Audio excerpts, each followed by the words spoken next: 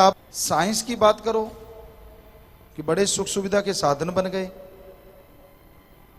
जो कि पशु नहीं बना सकते, लेकिन जितने तबाहकारी प्रलयकारी साधन बने हैं, एटम, परमाणु, अणु, हाइड्रोजन, जितना खतरा आदमी को आदमी से है, क्या इतना खतरा किसी पशु से हो सकता है? फिर भी आदमी पीछे रह गया। तो हमारे सभी वेद शास्त्र पवित्र ग्रंथों में यह दर्ज है कि आदमी तो आदमी कहलाने का हकदार है अगर वो राम, अल्लाह, वाहिगुरु का नाम लेता है। गुरुमंत्रहीन प्राणी त्रिगंत जन्म पृष्ठन है। गुरुमंत्रहीन जो प्राणी, पवित्र गुरुवाणी में आता है, गुरुमंत्र, लोग कहते हैं जी गुरु मंत्र तो होता ही नहीं, अब पवित्र गुरुवाणी कह रही है कि गुरुमंत्र हींस जो प्राणी त्रिगंत जन्म पृष्ठन है, लानत है, लानत है, लानत है उनके जन्म पे जो इंसान गुरु मंत्र नहीं लेता, गुरु मंत्र के बिना रहता है। तो ये हकीकत है, ये वास्तविकता है। गुरु मंत्र का मतलब क्या है? गुरु मंत्र का मतलब गुरु का मंत्र नहीं, भगवान अल्लाह वाहिगुरु गॉड के वो शब्द जिन्हें गुरु अभ्यास करे, खुद जाप करे और वही शब्द अपने शिष्य मुरीदों को दे कि भाई मैंने जाप किया, मुझे मालिक के नजारे मिले, आप जाप करो आपको भी मिलेंगे। तो भगवान के वो शब्द जो गुरु खुद अभ्यास करके देते हैं उसे कहा जाता है गुरु मंत्रा। तो गुरु मंत्र हिंस, यही बेपरवाह जी ने बोला, क्यों आया है तू दुनिया में अगर प्रभु नाम ना ध्याया। तो ये सिख धर्म की आपको वाणी की एक लाइन सुनाई, इस्लाम धर्म में लिखा है, वो बंदे बंदे नहीं, वो काफिर हैं जो अल्लाह की इबादत नहीं करते। हिंदू को काफिर नहीं कहा, सिख को काफिर नहीं कहा, ईसाई को काफिर नहीं कहा, ये तो लोग बना देते हैं। इस्लाम धर्म में काफिर किसको कहा? जो अल्लाह की इबादत नहीं करते, वो बंदे बंदे नहीं बल्कि काफिर हैं। अब बताइए, मतलब जो अल्लाह वाहिगुरु गॉड खुदा राम की भक्ति नहीं करते। तो बात वही आ गई, यहां पे भी वही बोला गया है। ईसाई धर्म में भी लिखा है कि जो गॉड्स प्रेयर के बिना है उन पे गॉड की रहमत कभी नहीं बरसती, वो कभी सुख शांति आत्मविश्वास को परिपूर्ण हासिल नहीं कर सकते। तो हिंदू धर्म में भी यही बात आती है कि गुरु मंत्र के बिना आदमी ऐसे है जैसे एक इंसान आंखों के बिना हो, बल्कि उससे भी बढ़ के। तो उस बात वहीं आ जाती है कि अगर आप मालिक का नाम नहीं लेते तो आप इस दुनिया में किस लिए आए, क्या हासिल होगा आपको? वो खुशियां कभी नहीं मिलेंगी जिसके आप हकदार हैं। आमतौर पे लोग कुछ स्वाद के आशिक होते हैं। दो तरह के स्वाद होते हैं, जीवा का स्वाद, इंद्रियों के भोग विलास का स्वाद।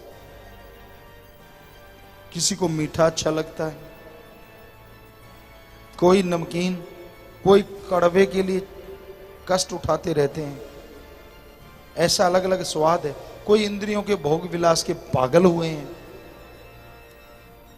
तो हम आपको गारंटी देते हैं, अल्लाह वाहिगुरु मालिक के नाम में जो स्वाद है, जो मस्ती, जो लज्जत है, आपको कोई भी स्वाद अच्छा लगता हो, एवरीवन, हर किसी के लिए मालिक के नाम में राम नाम अल्लाह मालिक की भक्ति में इतना स्वाद है कि दुनियावी स्वाद उसके सामने तुच्छ है, यानी अरबों खरबों गुना बढ़ के है।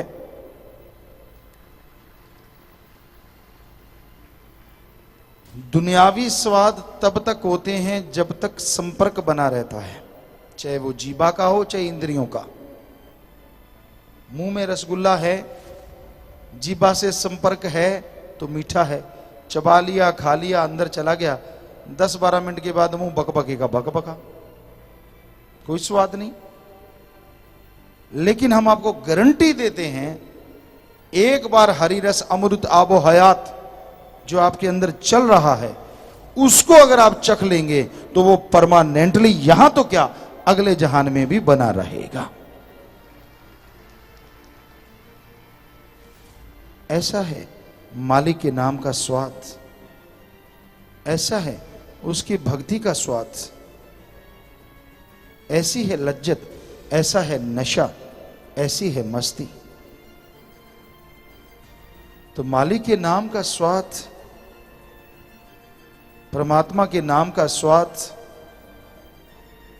अगर आप लेना चाहें, आनंद हासिल करना चाहें, तो जरूरी है आप मालिक के नाम का जाप करें, सत्संग सुने और अमल करें।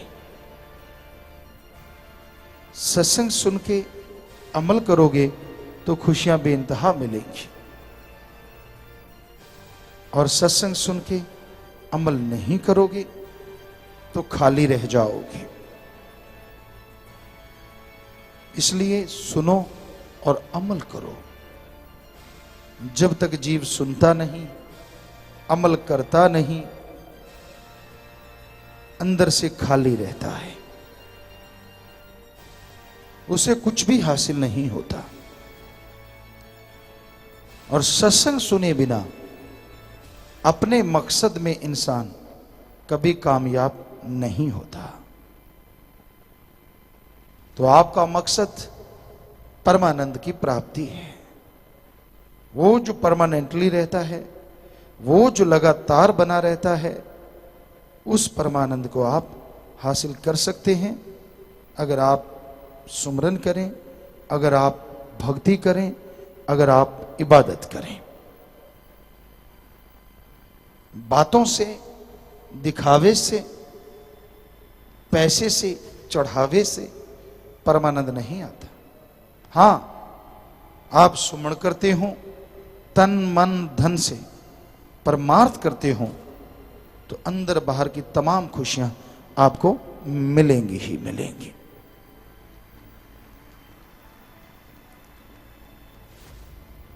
जैसे ये कोहरे का मौसम है, बहुत सारे सज्जन गाड़ियां चला के लाए होंगे,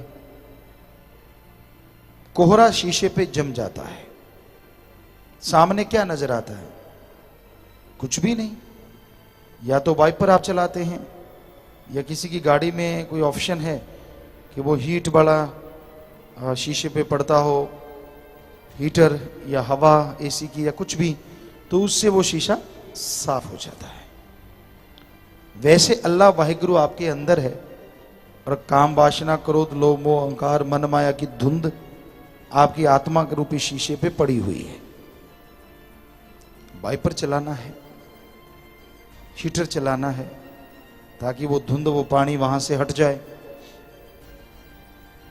स्विच आपके पास है, लेकिन आपको तरीका नहीं आता। वो तरीका सत्संग में बताया जाता है।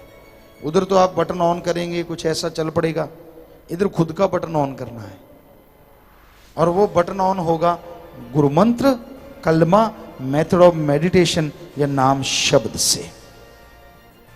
तभी आपके अंदर वो चीज चल पाएगी, और आपके धीरे धीरे वो धुंध साफ होती जाएगी, मालिक का अक्स उभरेगा, और फिर वो शीशा भी बीच में से हट जाएगा। आप डायरेक्ट मालिक के नूरी स्वरूप को मिल पाएंगे।